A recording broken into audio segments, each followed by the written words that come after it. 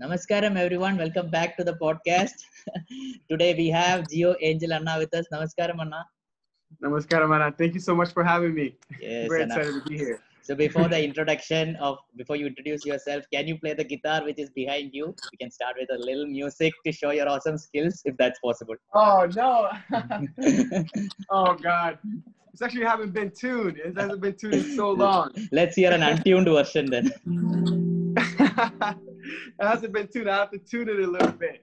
Oh, I should have gotten ready for this one. yes, you can tune it in front of us. And I wish, hopefully, my brother and my roommates don't wake up because it's very early here. Oh, is it? Okay. Oh.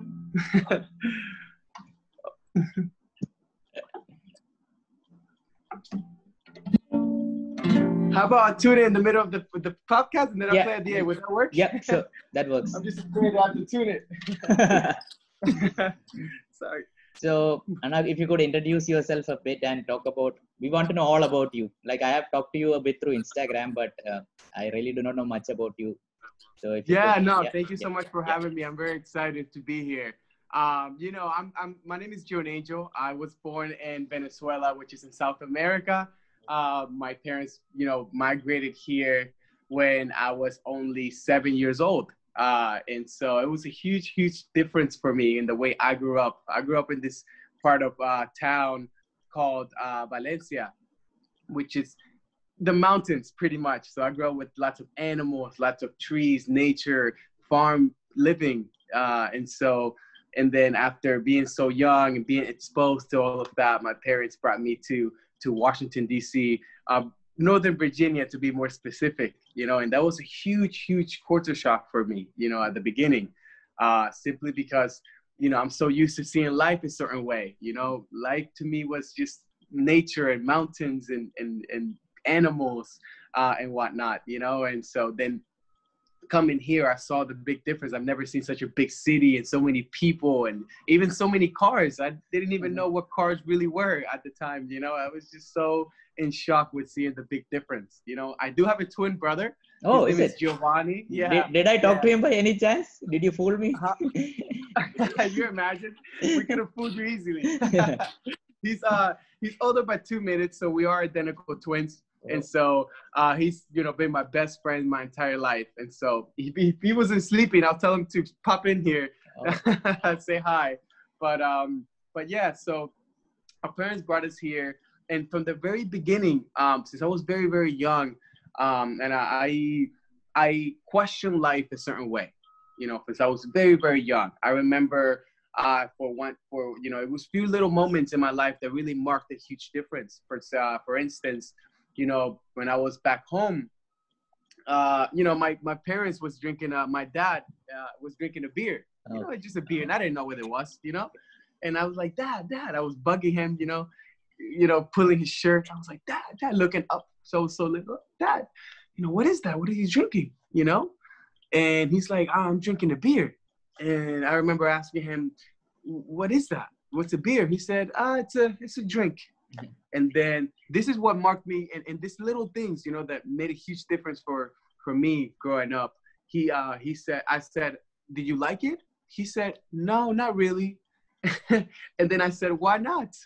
And he said, no, I said, if you don't like it, then why do you drink it? Yeah. And then he said, he looked at the bottle, and then he looked at me, and then he said, I don't know. Oh. And that little thing, it might not be significant, but that thing really had me question so much growing up, because then I'm looking at people and I'm realizing they're doing a lot of things that they don't like and they don't know why they're doing it, And so that thing really marked something for me, So, okay, ever since that incident happened, and when I came back here, seeing the difference in the world, I never thought I'll ever leave so far from home.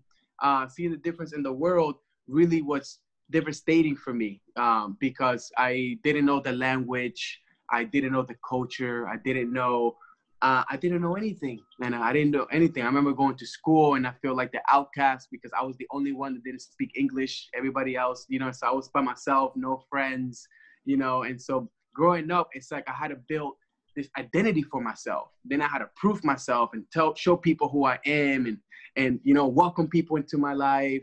And so that was very huge struggle for me. Eventually, I eased in as I got older, but I remember that being huge struggle in my life. You know, later on as I got older, I went to high school here. I grew up here my entire life. After I graduated high school, I actually had the opportunity to, actually, let me take it back a little bit. I grew up as a Christian. Okay. I grew up in a Christian family, very religious, you know, Baptist Christian. I got baptized by choice when I was in high school, when I was about What is that, baptized by choice? When I was about 13 years old. Ah, my dogs are here. So sorry. My dogs are here. Show them Hey, to the Say- viewers. Yeah. Say yeah, hi sure. to the guys. This is my Hey. little one. She's about Okay. 11 weeks. Okay. Hey, say hi, mama. Hi, What- mama. What's We her just name? got her. Her What's name her is name? Tess. Tess. And Yeah, the big Tess. guy? Say hi, And the Tess. big guy? It's actually a fun fact. The big guy, his name is Troy. Okay. His brother is the father of Tess. So Oh I my had to God. get her too. Okay. So we just extended the family. Say Oh. hi, Papa. Say hi, Papa. I know, boy. I know, guys. I know.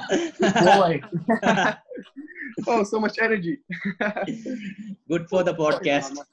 Now I Yeah. hope. Say hi, Mama. Look. Say hi to your friend. Hey, say hi. Hi. Say hi, Mama. Here, let me put them away, Anna, because they're gonna be Yeah. all over the camera. No, keep it I'll be right on. back. So Yeah, sorry. keep the camera on. Yeah. Here, I'll be right back. Especially this one. Say bye, Mama. Good girl. Here, this food back over there. This is Mama. I got some food for you. So guys, we will wait for Geonangel to come back. Where did his guitar go? I think he hid it so that he wouldn't have to play for us. But till then. Awesome. They always like to say good morning. Oh.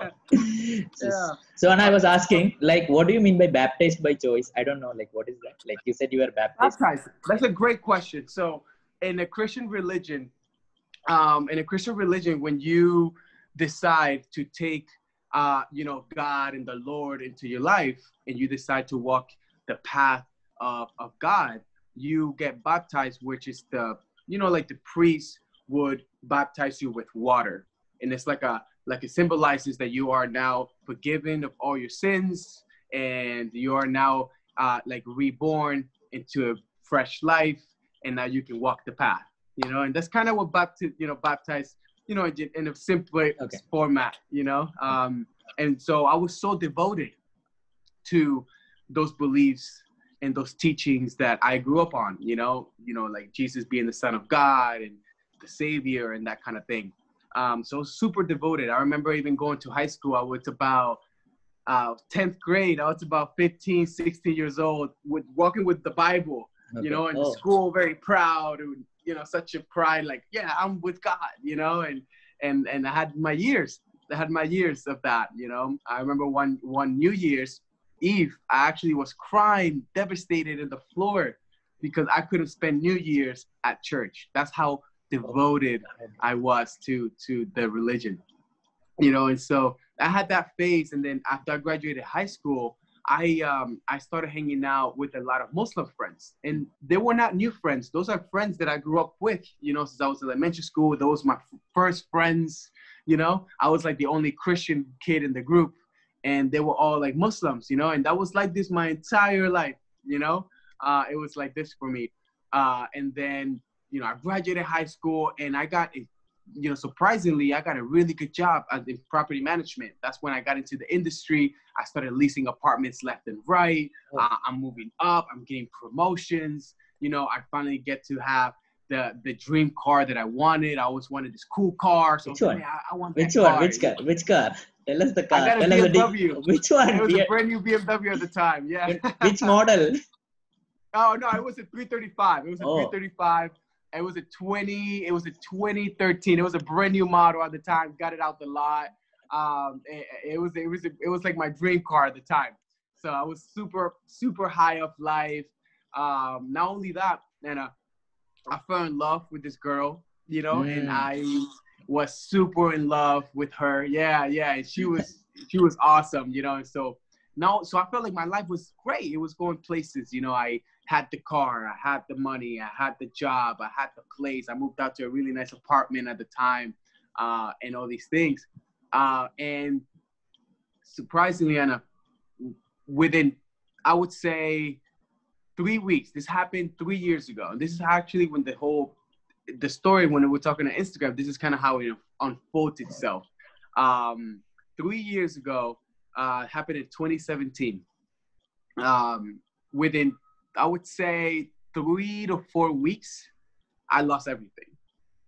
Within 4 weeks, I would say I lost completely everything. First, it started with my girlfriend. My girlfriend and I weren't doing well. She had her differences. I had my differences. We, you know, we just call it quits, you know, and it happened so quickly. That's the thing. And she let go so quickly. So for me, it was like, it felt like half of me was pulled away, you know, because my happiness was rely on her. It wasn't from within for myself. You know, if she was happy, I was happy, you know. And so she said it was not working out. She didn't want to be together. And so she just left. And that took a huge toll on me, you know. And I remember going to work one day, and I'm at work trying to sell these apartments. And I remember like my manager saying something that I didn't like. And then I snapped and I said, you know what? I quit. I don't tolerate the disrespect. And I just walked out. I like literally walked out, not thinking about my bills, not thinking about anything, my car, nothing. I just left, no job. Within 2 minutes, I was jobless. So my girlfriend left me 4 days ago. And then now I just lost my job. So, I just quit from my job. So I walk out into the BMW and I'm driving away in the BMW. You know, so now I'm driving away, boom, boom, boom. And I received a phone call. Oh, I forgot to tell you, Dave. I received a phone call and my mom, with the news that my mom was in the hospital because my mom's been suffering from hypertension stage 3, meaning, you know, circulation in the blood and, you know, cholesterol and all that stuff. So that devastated me because then I'm going straight to the hospital now. So now I just walked out of my job thinking I'm going home to relax. But no, now I'm going to the hospital to check on my mother that possibly could be in danger. So I'm driving to the hospital. That day was just a mess, you know. Then not only that, and like 2 weeks later, not even 2 weeks, sorry, 2 days later, I'm sitting in my parking lot and I'm just thinking about all these things that I did wrong and how I could have been better and how I could have been more conscious. And I was so compulsive and I was just blaming myself and just picking my own buttons, you know, just picking at myself. And then I did it again, another compulsive move out of nowhere. I don't know how this happened. It's like around 8 p.m. and the bank is calling me because I didn't make my last payment for the car, the due payment that was due because I just walked out of my job and I was like, no, let me chill with this. I'm not gonna pay this now. They called me. Hey, we're just calling you to you owe the $400, blah blah blah, and this and this and that. And I remember looking at the phone before I said anything. I looked at the phone and I said, yeah, I'm not gonna pay anymore. You can just come pick up the car. It's okay. I don't care. No, I don't care for it. Literally, I just let go of the car. And 2 days later, they came, grabbed it, towed it, boom, left. No more car. Within 2 days, I had no car. You know, it got repossessed. And I was so young too. I didn't know the long-term effects it was gonna take on my credit, my life, just being so compulsive. You know, and so boom. No car. So now I have no girlfriend, no car. My mom's in the hospital. I have no job, and now I'm living off my savings. You know, and the crazy thing about this all is that my friends were nowhere to be around. I grew up with so many friends, Anna. So many friends. I mean, I have my boys always there for me, and gone, nowhere there. Because when they see you struggle, well, you know, at the time when they would see me struggle, they didn't want to be around that. You know. So I get it, you know, but I had no friends. I remember out of all the friends, only 2 friends showed up that night because I was crying. I was devastated that night. And they come over and they try to make me relax and they try to tell me, hey, you know, just hang there, just hang tight. And then suddenly they started talking about the Quran, you know, they started talking about the Quran. And we're talking religious conversations now. And we, 1 hour turned into 2 hours, and 2 hours turned into 3, 4, 5, 6 hours of just talking back and forth, religion and God and creation and all these things. And don't ask me how we got to this conclusion, Anna, because to this day, I don't know. But by the time 6 hours went by, I'm converted into Islam. They made me believe that Islam was the religion, that, the right religion, and it's the, and I had, I can go into this for hours, but, to make it shorter, I was just like, wow, this is it, And so my friend went to his car, he went into his trunk, he got out, he took out the map, and I converted. I did the whole thing, and I converted. And next thing you know, I was a Muslim now, and they all posted it on their stories on Instagram. So now I have the world congratulating me. Wow, huge step. You just went from Christian to Muslim. How did that happen? Oh my God, congratulations. Everybody's seeing it. And I was like, what? And the next day, I had the love, and I was confident. I was like, yes, I make the right decision, especially because I read the entire Bible. I've read the entire Quran, because I grew up seeking my whole life. I grew up wanting to know the answers, but I was just a very strong believer. And so I converted into Islam.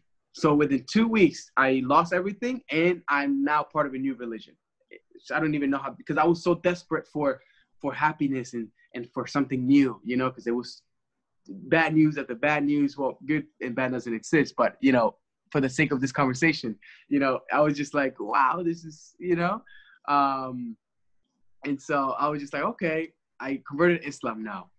But in my heart, I still believed at the time that Jesus was the Son of God, and I couldn't let hold of that. I just couldn't let go. But I didn't tell my Muslim friends, in Islam, you have to believe in Jesus for you to even be a Muslim. So with that, I was like, okay, then I can still be Muslim. But in my heart, I believed that Jesus was the Son of God. But in Islam, this is not the case, In Islam, it's like, God can't have no sons, And so I kept this to myself. This was like my own little secret, I kept this to myself. And then about another 2 weeks went by, and this is when it all started. This is something that, and by the way, Anna, this is the first time that I get to tell this story with so much ease and so much simplicity. Well, I haven't told the story yet, but the story that I'm about to tell now, from now on, it's when it gets, let's just say it gets really real.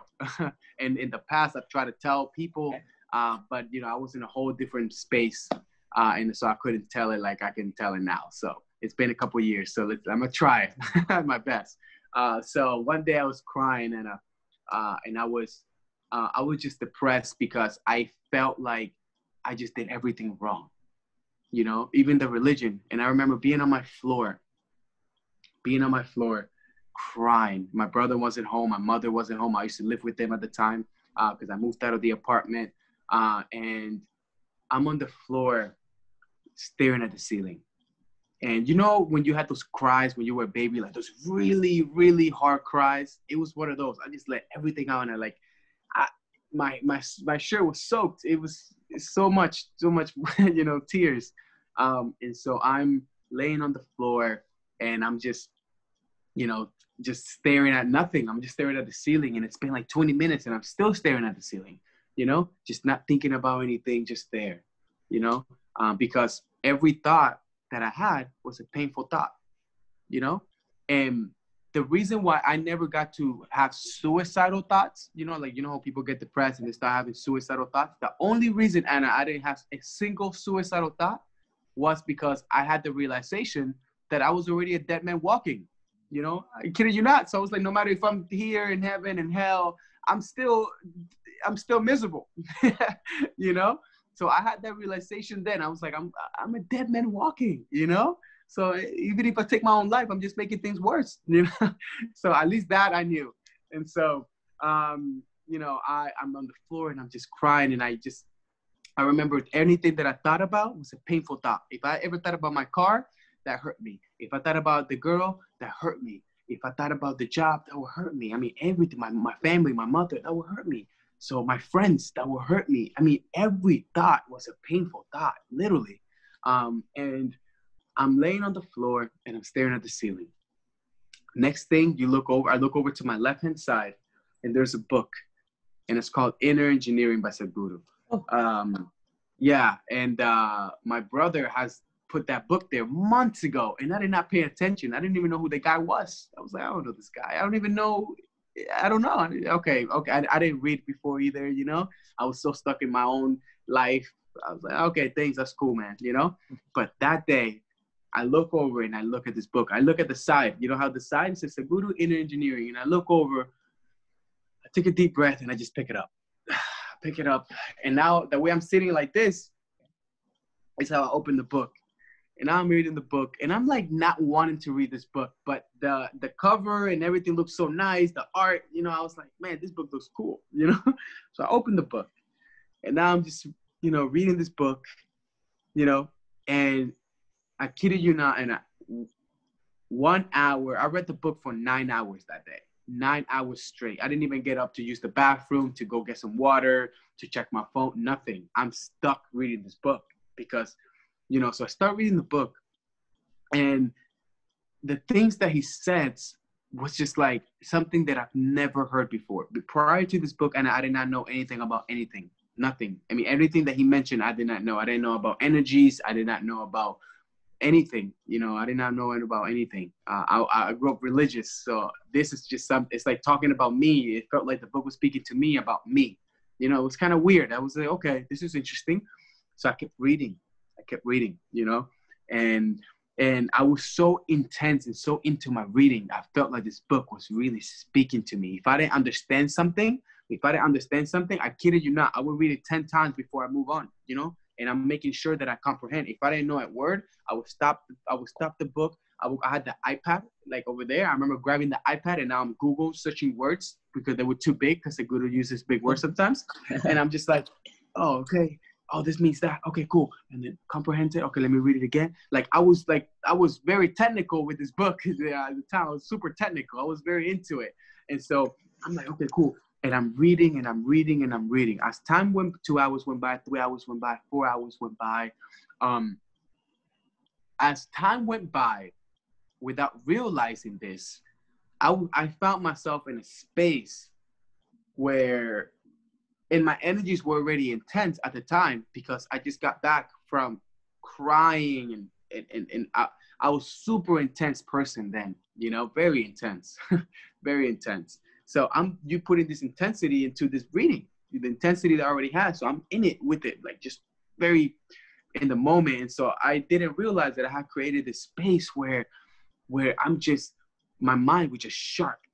Now from after some time, I'm easily reading the book, like I understanding everything, just boom, boom, boom. I'm just getting it all. I'm understanding 100%. I get it, you know? So I'm reading and I'm really taking this stuff in. This is when things got shaky for me. This happened after like 5 hours of reading. My back starts itching. So I remember going like this. I'm like, oh my God, my back, I got to stretch, you know? So I put the bookmark, I closed the book, I put it on the side. I started stretching for a little bit. I remember going like this because I've been sitting for too long. My legs were numb. Without realizing, my legs were numb. I'm like, okay. So I remember getting up. I kidding you. I'm gonna do the posture not to look funny, you know? Okay. But I remember going up like this, and I get the book, and then I put it like this. And I only did this posture because it felt very comfortable, super comfortable. And I didn't realize it that, you know? So I'm like this, and I literally put my hands down like this. And now I'm reading the book like this because this was the only way my body could relax because I was so uptight because I was sitting for too long. And plus I didn't work out. I was very out of shape. So I'm like this now. And now I'm in this posture, literally like this for 3 to 4 hours. Is it? Without moving. I'm like this for 4 hours without moving. I'm just reading like this now, you know, because my back felt so relieved, you know, my lower back. So now I'm reading like this for 4 hours, you know? And keep in mind, it's already been like 5 hours, you know? And so I'm reading and I'm reading like this. This is where everything changed for me. I remember like the last hour and a half of my reading, I'm already in like, I'm already close. I'm already close to, I'm more than halfway through the book at this point. I read this book, I understood it all, and I went through it so quickly, and I felt like it was speaking to me. I'm already halfway through the book. It's, and I remember reading something, it was speaking about God, the creator and the creation. And I remember closing the book because it hit me so hard that I had to stop. And then I'm looking at my walls and I'm looking at the ceiling, and they weren't really, I already felt like it was different, but I couldn't really notice it because subconsciously I'm just looking at this and I'm just taking the moment just to look around my apartment for a second. And I'm just looking. And I remember taking a few deep breaths because I felt the intensity of the moment, and I felt very intense around me. Like, it's like a bubble. I felt like this bubble, like a bondage that it was super intense, And so I was like, okay, I'm taking deep breaths, but the book was calling me. So I had to open the book again. So I'm reading again, and now I'm going back to my reading.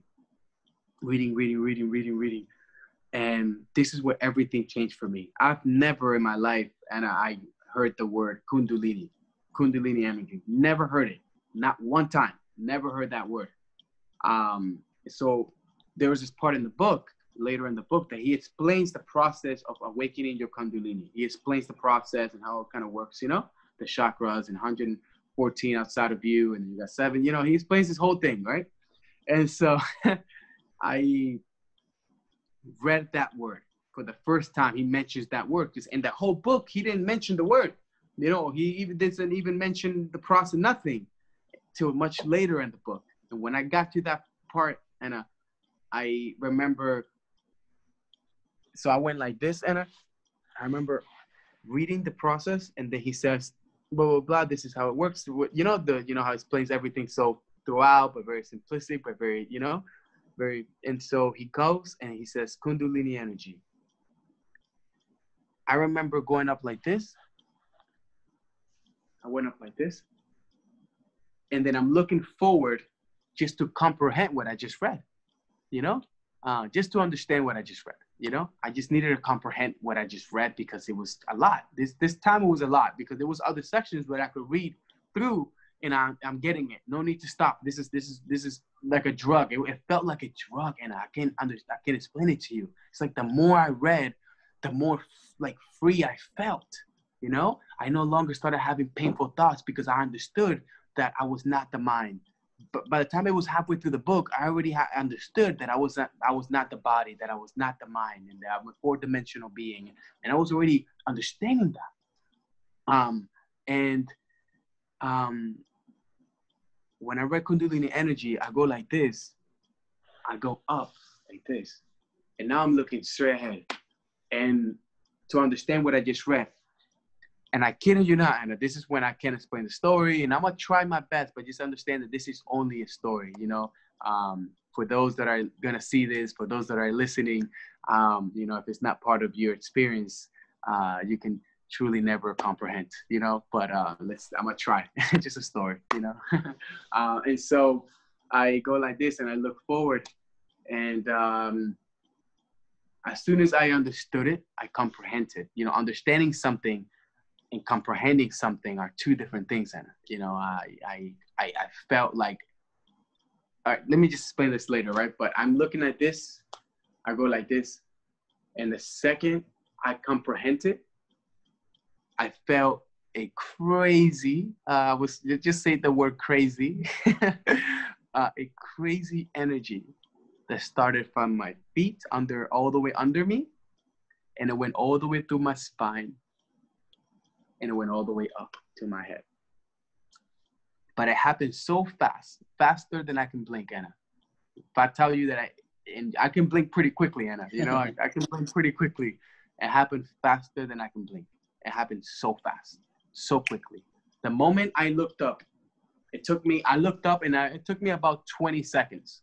It took about 20 seconds. If I was to roughly give you a time frame, I'm looking like this. I'm looking straight ahead for about 20 seconds. And the only thing in my mind is comprehending what I just read. Nothing else. No other thoughts.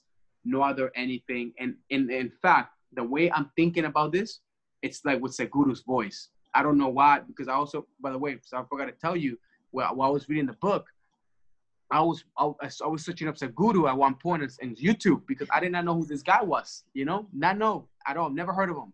So I'm reading it, I'm like, dude, who is this guy? Hold up. I remember, and then now I'm looking at videos and I'm kind of reading like this, but I'm listening to the video because it's playing at the same time, and I'm just in this whole vibe, this whole mood with Saguru. I have him here and I have him here, So I'm like this, and I'm like, okay, and so when I look up about 20 seconds, I felt like I was, and literally, like I said, it's just a story, right? I was comprehending this last part with his voice. It was like, it felt like it was with, maybe I made it up, and I'm sure I made it up because it's been 8 hours with this guy. I'm sure it's been in my head at this point, So I'm reading and I'm comprehending this. The second I understood it, the second I just comprehended, and by the way, when I read this book, I had no boundaries, meaning I had no opinions, no assumptions, I did not say this was right, this was wrong. I was so open because when I read this book, I was so vulnerable. Anna. You have no idea how vulnerable I was. Prior to losing it all, I was this tough guy. If you look at some old pictures of me, I was bigger and I used to lift weights. And I used to be very serious and always wearing suits, chasing success and money and corporate America. And this time I was super vulnerable. I was not that. In this little gap, a few hours of my day, out of all the days that I'm always like this little few hours, I was not like this. I was nothing. I felt like I had no identity, because me losing everything, plus no longer being a Christian and now I'm being a Muslim. It's like, who am I? So I felt like I had no identity because I'm reading, and now the book, it's like the icing on the cake, The book was literally the icing on the cake because now it's like, okay, now I don't know who I am. Because, I felt like I lost my identity, And 8 hours went by. So when I comprehend this with no identity, because I'm just at this point, I'm understanding this like this, and I go like this. Boom, it happened. And at the time, I guess it happened because I did not expect anything to happen. I guess some people, I know there's people that chase that all their lives or something. But when the moment you know about it, you kind of expected it, but I did not know anything. And so so when it happened, and this is one things I can't explain too well. I don't know, but it happened. Suddenly,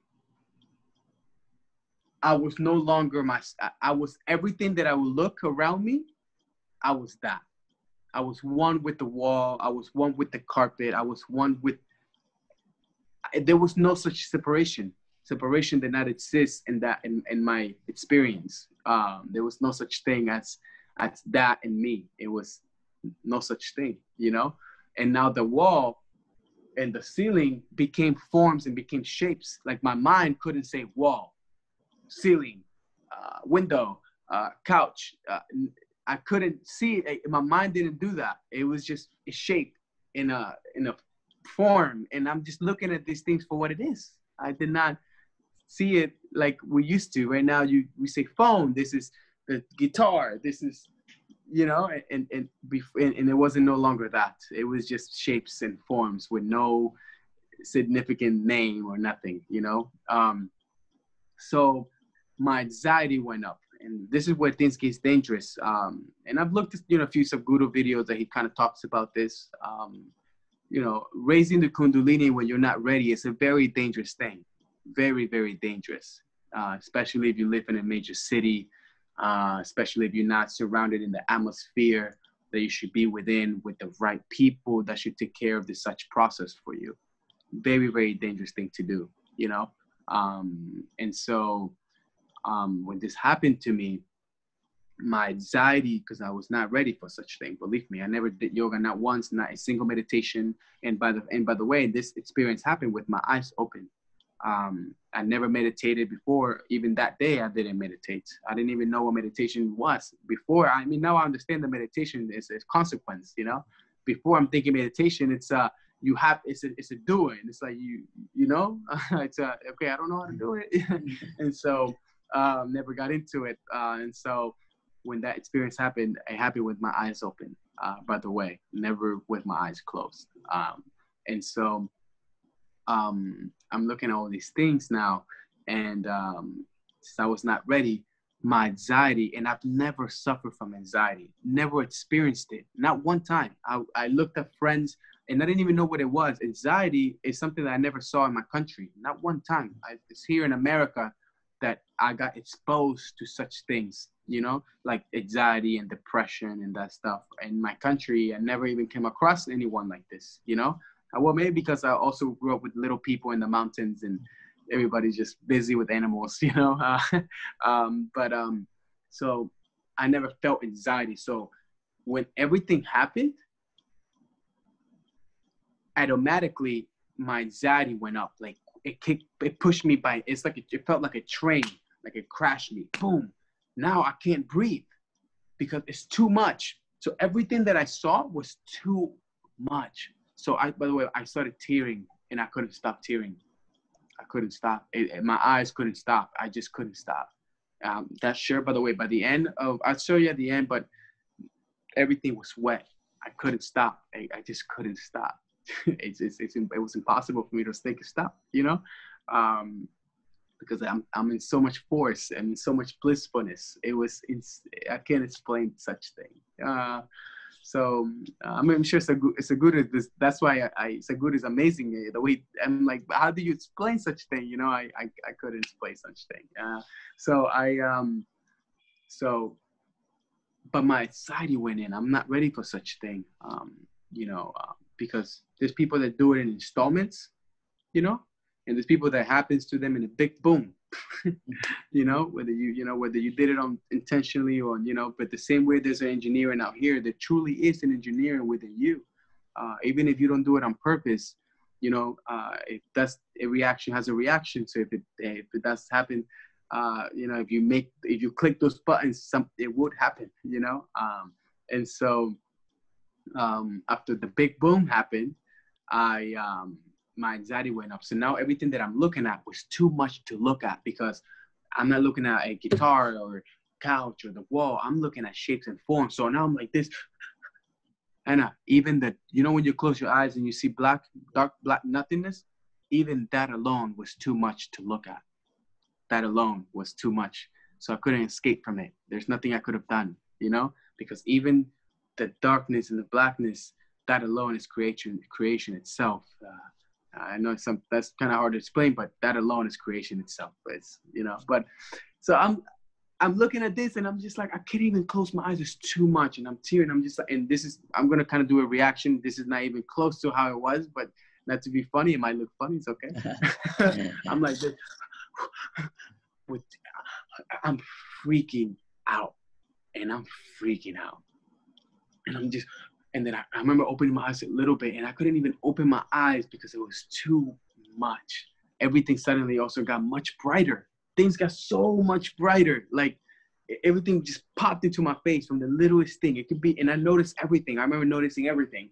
You know, oh my God.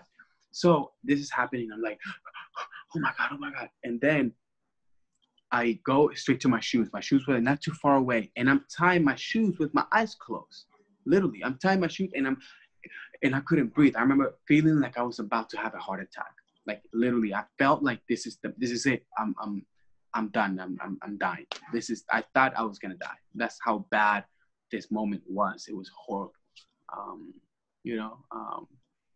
So I tied my shoe, and I opened my door. And I'm going up the stair. I lived in this garden-style apartment that only had like 3 floors, and it was like 2 apartments per floor. And so it was like kind of stackable, you know. So it was very quickly to go up, and then you open the door, and then you're outside, you know. And so I go up, and I open the door, and as soon as I go outside, and I open my eyes finally, because I'm going up like this, and I'm stepping on myself. I remember tripping, and I didn't tie my shoe all the way, so I'm stepping on my shoelaces, and I'm just running up. I running up. I felt like I was losing my mind, you know. I knew I wasn't losing my mind.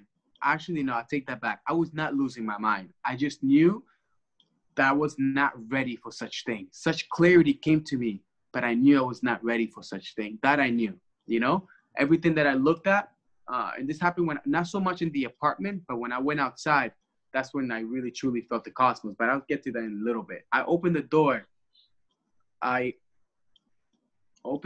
the moment I step outside, that moment, it's indescribable. I can't describe it. I can't describe that moment. The trees, the sky, even the people, the buildings, the street, everything. There was not one thing that wasn't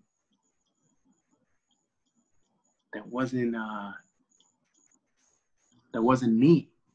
I can't explain that. It was so, there's no word for it. It was so beautiful, but it's no word for it. I can't explain that. I can't explain that moment. So I go out, and that's when all the answers came to me. I just knew it. Anything that I could think of, I just knew. No matter what it was, I just knew. I remember seeing birds, you know, flying, and I knew exactly where they were coming from, why they were flying like this, where they were going. I just knew. It's like I was the bird. It felt like I was the bird. I'm looking at this bird, and I just knew. I just knew everything about the bird. I knew it all about the bird, you know. There was two people that I saw. I saw this lady. She was carrying groceries. If I was here, she was probably about 15 yards away, not too far, about 15 yards. And I'm looking at this lady. She's walking from her car. She just grabbed her groceries. She just locked her car. Now she's walking to her apartment that's right next to the building next to my building. She's kind of walking towards me, but sideways. So she's going more towards my left, and I'm just looking at her. And by the way, when I first stepped out and I'm looking at this whole scenery, I easily stood there I had no sense of time, by the way, Anna. There was no such thing as time for me. Time was very irrelevant. There was no such thing. I can't explain that. So when people ask me, how long was your experience? I can't really say. I don't know. I had no sense of time. What I do know that when it was dark time, I was very surprised that it was dark time. I'll explain that in a second. But when the lady walked by, I felt her pain. I knew. I did not know her past, present, and future in detail, but I saw it just by looking at her, just by paying attention, because everything that I looked at it. It was like with no thought. There was no thought in me. When I looked at her, there was no thought. I'm just looking at it for what it is, and I'm really looking. And the more I looked at her, the more I knew. Just by looking at her, not even by talking to her, not by touching her, not even by being close to her. Just by looking at her and just paying attention to her, I just knew a lot about her. And I remember one of the things that were very significant, when I looked at her, she was in so much pain. I don't know what was going on in her life exactly that caused so much pain, but she was in so much pain, and her pain became my pain. Literally, when you feel bad for people, when you're like, oh, I feel so bad. It was not that, Anna. Her pain literally became my pain. I felt her pain like it was her pain, like it was my own, you know?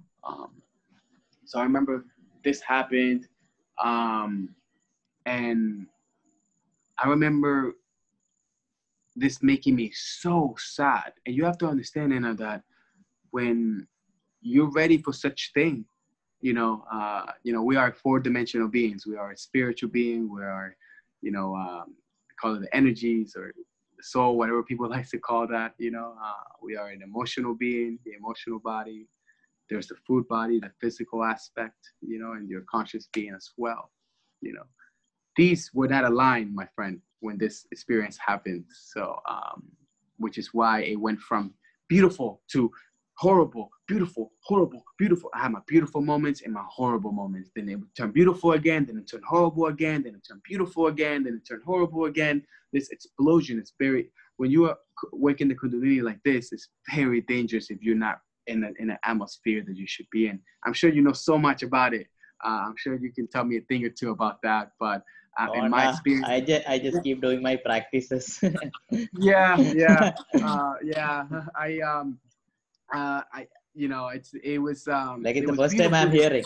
The first time like I'm hearing this, but I can truly see that you're not making this up. Like it definitely has happened to you from the way you're saying it.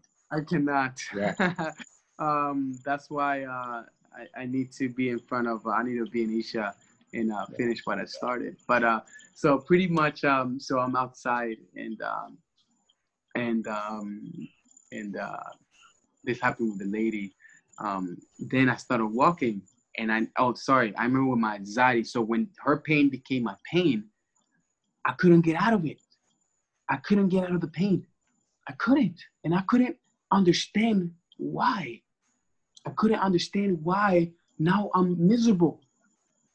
And I was like, but then I was miserable, Hannah. Like it just, like it was my pain, literally. So now I'm walking miserably. And I'm like thinking all these thoughts that are miserable thoughts. In the middle of what's happening. So I look at a tree. And I don't know why or how this came about, but I end up hugging the tree. The moment I touched the tree, and I soaked in with the tree. It's like I was the tree, and everything went away. All the misery that I just had, it just went away. It just vanished. And this is what things get very interesting. I did not know, I could not tell you how long I was hugging this tree because I hugged it with my eyes closed and I felt like I was a tree. And I do not know how long I hugged the tree because somebody tapped my shoulder in the back, tapped my shoulder and said, "Are you okay?" I look over, and by the way, when I looked at her, I knew so much about her already. It was, I can't understand this. I can't explain this. I'm sorry. I looked at her. I cannot tell you how. I knew so much about this person. So much. Just by looking at her. So I look over, and so I'm already knowing this person automatically, She said, "Are you okay?" But she looked at me like I was on drugs. She was not looking at me, and you see here in America, if you have such experiences or anything like this, you're considered weird. You're considered like a weird person, And other places of the world, it's not like this, But fortunately, here it is. Here's a place where if somebody looks at you hugging a tree for whatever long, it's like, okay, this guy, he took something, So I looked at her and I didn't say anything, And by the way, I couldn't say anything because at the time I knew that every word was sound. Words were no longer words in my experience. When I heard people talk, I'm not really hearing words. I'm hearing sounds coming out of their mouth. And so I knew the importance of that. And so in that experience, I did not say a single word. And I knew the importance of talking, And so I didn't say anything, and I just walked away. I literally just walked away. But now, after walking away, I'm very, very blissful. Now I started to take everything in and accept the fact that I was one with the cosmos. That's when I truly accepted it. Before, I couldn't even look at anything. Oh, sorry, by the way, when she tagged me and she went like this, I remember her looking at my shirt because it was so wet and I was still tearing. And so she looked at me like I was really not okay. But in reality, I was very okay. But from the outside, it was madness. And the inside was beautiful, but the outside was just madness. And so I remember her like pointing at my shoe, like, "Are you okay?" Like, my face was so wet, and I just, I didn't even do anything. I just looked at her and I went like this, and I just walked away. But when I started walking away, that's when the blissfulness, I started really enjoying the blissfulness. So now I'm walking and singing, and I'm looking at things like this is. I knew how small and how not important I was. Not in the sense that, not that I was not important, but I know how little I was in compared to so much creation. I knew my significance was very small. And so I there was no boundaries in a sense, and then from there on, I know Sadhguru says this all the time. And I laugh every time he says this. He says that, being human, it's not about being a superhuman. It's about realizing that being human is super. And believe me, being human is super. I remember at the time, this lady was smoking a cigarette. And believe me, she was very far in this balcony. In the same organization it was like a parking line. I was going in circles, and you kind of loop around. So I was kind of walking in my own apartment complex community. And she was in a balcony smoking a cigarette. Every drag of the cigarette, I heard it. And I remember, when a dog hears something and they have their instinct, they go, and over there, and then they turn around, because their instincts just, it was something like this. Every time I heard this noise, I did not know where it was coming from. So I was looking for it. But it felt like it was next to my ear. It felt so loud. To me, in my experience, it was so loud. And I didn't know what it was. So I'm looking like this. So because it was a drag of the cigarette. When you smoke, you hear the burn of the paper. I heard it. And she was not that close to me, believe me.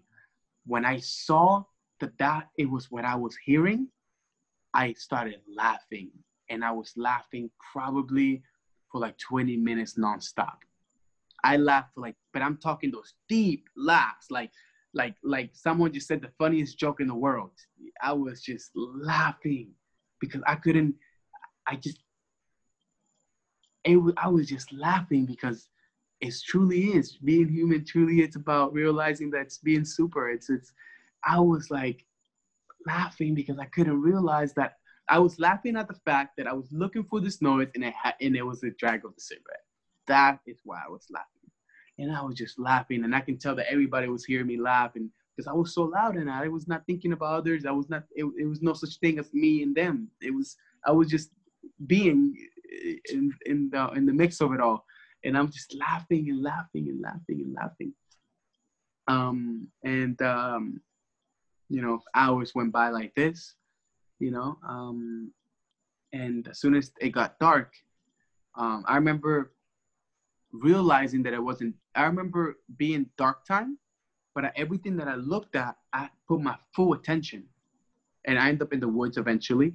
But everything I look at, no matter if it was a bug, a piece of tree, a leaf, anything, it doesn't matter what it was, it had my full attention. Everything.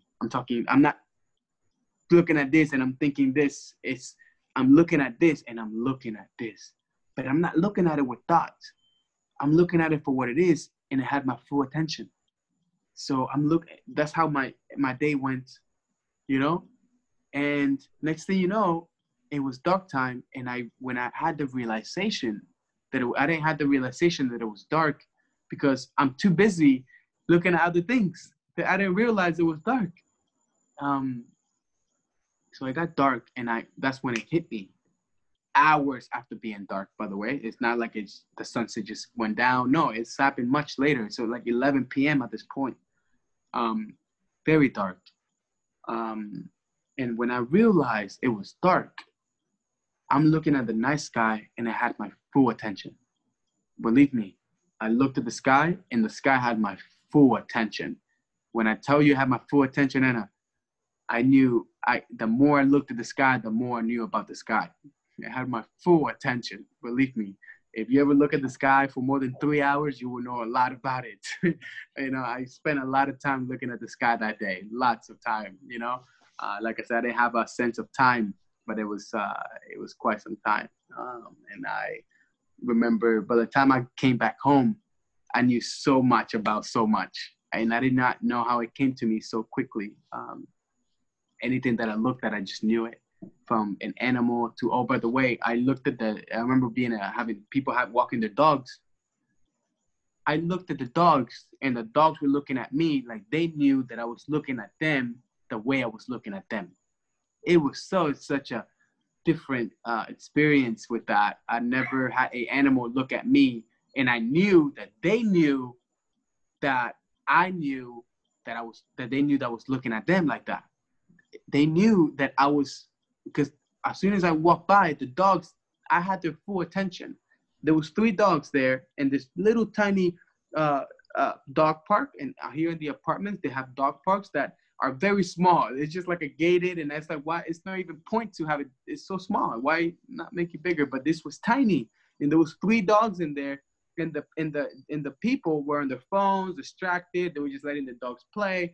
I'm walking by the saw walk that's right next door of the dog park. As I'm walking, the dogs, all 3 dogs, stopped what they were doing and just stared at me. And as I'm walking like this, and I'm looking at them like I knew, like they knew that I knew. And just by the look, we did so much. We communicated so much. And as I'm walking, I remember with my mind saying goodbye. And as soon as I started, it was just, and I can't explain this to you. Believe me, I cannot. You know, I cannot explain this to you. And that alone made me laugh. I remember when I was laughing. I remember after I left, I was just laughing because I felt like I had the greatest relationship with these dogs, and I didn't even pet any of them. You know, it was just, I can't explain such a thing. But then I remember walking, and then nighttime, back to the story, sorry, Anna. Nighttime happened. I remember realizing it was nighttime. Now I'm looking at the sky, my full attention. That moment happened as I'm walking back home, Anna. I get home. I automatically saw so much in my mother. I already automatically saw so much in my brother. So much. Things I didn't want to feel, things that I didn't want to know, but I knew. You know, I went straight to my room because I couldn't explain such thing. I went straight to my room. And this is where things went downhill for me, Anna. You know, I couldn't sleep. And and today I still have trouble sleeping sometimes, you know. And let me tell you why. And I guess this is where things get real. This is when I get to really talk more about what's going on, you know. I couldn't sleep because when I close my eyes, and how do I explain this? I feel the intensity of closing my eyes. And at the time when my experience first happened, there was not a single time where I can close my eyes more than 2 minutes and my forehead would start throbbing. There's this thing here in the middle of my forehead that really starts throbbing, and it goes like, it's like, you know, when you feel like, it's like particles in here just starts like shaking. It starts throbbing. Like it starts very throbbing. And as soon as that starts happening, I get really intense. I feel the energies get really intense. Similar to what it felt with the Kundalini, like, you know, it's very similar. And then every time I go to sleep, I have to distract myself. I can't go to sleep for a long time. My forehead starts throbbing. I start feeling the energy. So I automatically have to pull my phone or I have to distract myself, because if I let this continue, I felt like another explosion was going to happen. And the first one, I barely handled it. Barely. I don't even know how I handle. I think because I had such an intellectual mind that maybe is what helped me. But if I had a second one, I don't think I was able to come back. I probably would have lost it. Trust me, I really would have. You know, and I knew that. You know, because from everything that I already had perceived and knew at the time, I knew that if it happened again, it was gonna be way too much. I couldn't have handled so much all at once like this anymore, you know? So I couldn't go to, I don't think I slept for a few months, Anna. I didn't sleep for a few months. I couldn't go to sleep. So people confuse restfulness with sleep. People think that you need to go to sleep to rest. Not true, Anna. I went to sleep every day with my eyes open, believe me, and I felt rested. I felt rested. I was ready to go to work. Well, I wasn't working for a long time. I had to stop working, and I couldn't actually expose myself to people anymore. For a long time, I was very secluded because the world was no longer the same for me. I couldn't do the everyday things anymore. It was super irrelevant. It was a joke to me. It was a joke to even. You have an idea what I'm trying to say. I just couldn't do anything. I was sitting in my room, sitting like this, hours at a time, and I'm having such a great time. And I'm not doing anything. I'm literally just there. I'm literally sitting like this, and I'm having the best day. Just because inside I'm exploding with every single cell in my body was bursting with life. This experience happened after the explosion. This feeling happened for about a week or so.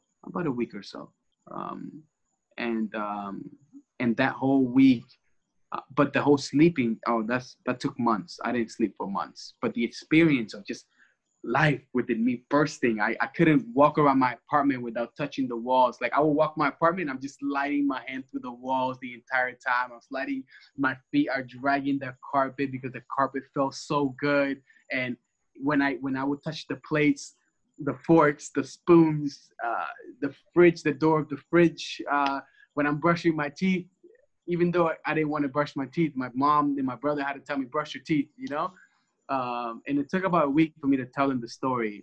But for that week, I didn't want to tell them. They just saw that I was just like, what's wrong with this guy? This guy is just so happy. He doesn't stop smiling and laughing. And like, what is this guy on, And so, but my mom didn't question it, or my brother didn't question it, because I was so miserable before with everything that was happening. So when they saw me like this, they were like, let me not interrupt them. I haven't seen him like this in so long, So even if he's taking drugs, let him be for a second, And this is funny because this is the story that my mom tells me afterwards. I did not know this was their thought process. This is much later that they tell me this.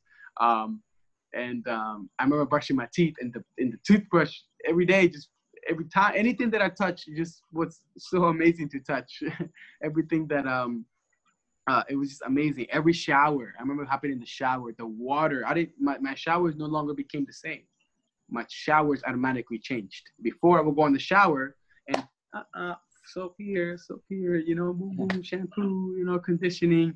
My showers no longer became that. My showers, now I hop in the shower, and my shower is just me standing there with the water hitting me, and I'm so blissed out, and the water just felt amazing. And in my body, I can feel that my body, all that soap and all that was super harmful for me at the time.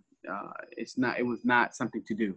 I can explain how I knew this. I do not know how I knew this. I just knew that me looking at the soap was not a good idea. I would look at it. No, it's okay, and it was not that it was me that was saying that. I felt like my body was like, no, and I was just listening to what my body was telling me. That's it. That's all I was, really.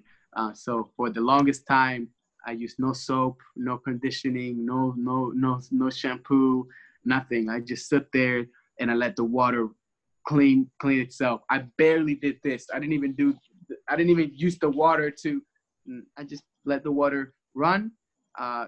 Few minutes when I felt like I was ready. Okay, cool. I turned off the shower and I dried myself, put clothes, and those were my showers for a very long time. So this happened for like a week when I'm just blissed out, super blissed out. And then boom, another crash happened. I went downhill very quickly, Anna, very quickly. When I tell you it was from one day to another, it was literally one day to another. I remember waking up one morning, I woke up crying. I'm talking bursting out. Like the first time when I cried, something similar to this. And I cried because I was so sad that that moment was gone. That moment was gone. And I cried like I could, like a little baby, because that moment was gone. And then I also had, and then one pain became to the next and the next pain. For example, after realizing that that moment was gone, I realized that if I would have closed my eyes and just that moment, just trust it and just stay there, and maybe open my palm upside up, and maybe something more could have happened, you know. And I thought that single thought was very painful for me, because I said, I was so distracted with the trees and the sky. Why didn't I just sit there and just, you know? And so that alone was something that was bothering me for a very long time, very long time. And then another thought came to me automatically, was the thought, and this was, out of everything, this was probably the most painful for me personally at the time. It made me cry every day. Every day I did not go a day without crying about this. And I'm talking literally, like literally crying about it. Was when, why couldn't the people see what I saw? That created so much pain within me. You have no idea. And I cried months for this on a daily basis. I would look at people. I would go on my balcony, go for a walk, and anyone that I looked at, I would look at them, and I just knew, like, and I would think to myself, only if you knew that this is not you. This whole thing is not, you know, you're creating this for yourself, this suffering for yourself. That made me so much, that brought me so much pain, a lot of pain. Because I also felt very alone, because I wanted to surround myself with people that went through what I went through. All my other friends, you know, I just, and that's why I stayed by myself, because I knew I was going to be like weird and call me crazy and labeled as crazy. And all the few friends that I did have, and I told them, they walked away. They thought I was insane. They didn't even question it. They just said, no, you know. And I was in so much pain, because now I'm having pain that I would never have such experience, thinking I would never have such experience, thinking that it could have been more, also thinking, look around the people, and I'm like, why is the world like this? You know, only if they realize that, you know, the present moment is all we have. You know, they live thinking that there's a heaven elsewhere, and this becomes less significant, but this is, oh my God, I found the heaven within myself. Only the heaven is within you. It's you know? And so this brought me so much pain. Also, after having so much pain like this for like two weeks, I would say, one morning I wake up, and this was not no regular morning. I wake up and I felt the separation between me and my body. In fact, it was so separated, I felt like I could have easily slipped out, boop, easily. I felt the separation so much, and I can't explain this to you. I wake up one morning, I didn't even do anything. I wake up, and this is one of the few nights that I was actually able to sleep, by the way, like full-blown sleep. One of the few. I only had like 3 or 4 to count with my fingers out of the 3-4 months after. Only like 3 or 4 times I can say, this night I slept. Like, you know, other nights I slept with my eyes open. Not my eyes open. I will close them, open them, but I felt rested, because I was able to somehow, you know, they use the word being meditative, you know, that happened to me so I use that to rest. I use that experience to just rest. You know, that was my way of sleeping, you know? And so one day when I wake up, I felt the separation between me and my body so much. Usually, you know, when my experience happened, there was that gap, but this gap was much bigger. It was not the same little gap that it was before. This gap is much thicker gap. much thicker. This experience only happened one day, and to this day, I've never experienced it again. I would tell you, I've never experienced this ever, and this happened that one day. The separation was so much that I felt like if I moved too quick, if I went for a run, I would just and leave my body behind. That's how much the separation was. And I was very careful that day. I remember being very careful. Every step. It's always been like this since my experience happened. Everything was super conscious. I was very conscious. There was no such thing as I'm picking this up and I'm thinking about this.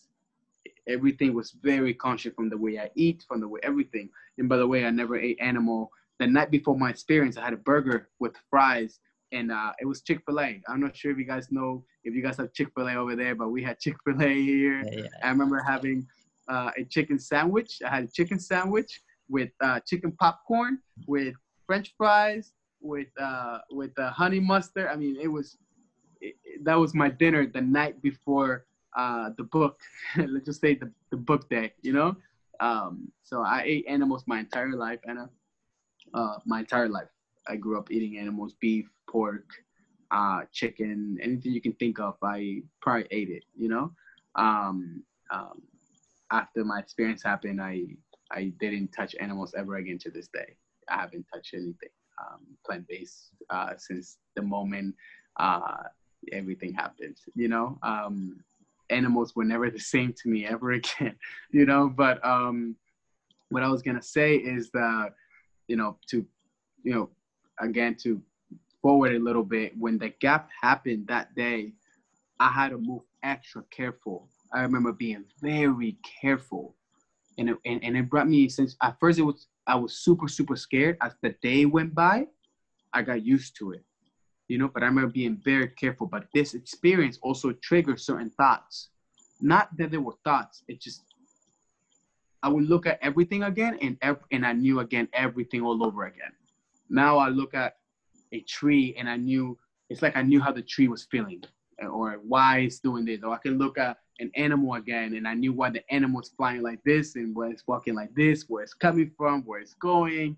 I just knew it. The experience didn't happen as strong, as explosive like I did the first time, but this day was more mellow, more ease, not too strong. I can look at it and it's okay. Before, it was too strong to look at. It was like too much. I couldn't look at things like right now we can just look at each other. Like before, it wasn't like that. It was even too much to look at you. It was way too much to look at you, to look at anything. It doesn't matter if it was a person, if it was a rock, if it was a piece of anything. It doesn't matter where it was, a car, a post, a piece of anything. The whole creation was too much to look at it. It was too much, which is why I couldn't keep my eyes open for the good hour when it first happened. I couldn't keep my eyes open. I couldn't. And the more I tried to keep my eyes open, the more terrible experience I created for me. So I had to let it go, you know? And so this day, when this gap felt so much, I remember being extra conscious. I couldn't just walk like I did for the past 2 weeks. I couldn't just, I couldn't talk again. Again, I had the knowledge of talking was not a good idea. So I just had to not talk that day. I remember feeling this, talking is not going to happen today. I remember that. I just knew it. I don't know how, but I just did. And that saved me, because I knew that if I talked that day, it was going to shake me up a little bit. And I knew it was not okay. Also, the way to drink water, I knew how to drink water from the experience to then. Not how you've taught me, or how I've read and what you taught me with the copper and no, but the amount of water. I just knew how much water to drink. I just knew it. Right now we drink water when we're thirsty, Over there, it wasn't like that at those times. I knew that I had to drink water in a certain amount at a certain time. I just knew. I don't know how, but, a certain amount of water. Sometimes I knew that taking 3 sips was too much, or only took 2 sips. I knew that if I took 4 sips, it's too much. So I'm going to take 3 sips. I just knew how much water to drink. And I can't explain that, Anna, but that's something that I knew. So that day, I had to drink way less water than usual. I think your video went on. Yeah. Oh, can you see me? Yeah. So that day, I had to drink way less water than usual that day. Way less. I think it was 1.5 sips. I remember even doing half sips because I knew that if I drink too much, it was going to shake me up. I just knew this because the separation with me and my body was way too much. So I had to really be conscious in how I drink water that day. I remember that being such a big deal. I remember I couldn't leave my apartment that day. The reason why I couldn't leave my apartment that day is because every step was so fragile.